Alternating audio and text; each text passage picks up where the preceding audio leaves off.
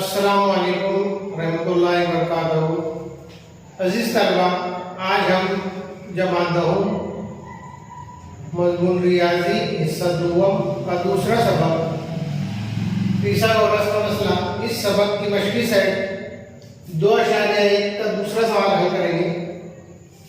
शक्ल में जाविया एमएनपी ये जाविया 90 तक दिया हुआ है। कता इनक्यू उम्मीद है कता इनकी पर एमक्यू बराबर 9, एमक्यू की पेमेंट दी हुई 9 और कता क्यू भी 4 दिया हुआ है। तो एमक्यू मालूम कीजिए। हम जानते हैं कि कायमतुल जाविया मुसल्लस में वित्र पर खींचा हुआ इर्तिफाक, वित्र पर खींचे इर्तिफा से वित्र के जो 2 हिस्से होते हैं उसका इर्तिफा हिंदसी वस्तु होता है। उस मसले ने हिंदसी वस्तु के मसले की बिना पर यहाँ पर हम लिखेंगे इनक्यू कुव्वत 2 बराबर इनक्यू ज़र्फ क्यूबी। कौस में वजह लिखेंगे हिंदसी वस्तु का मसला।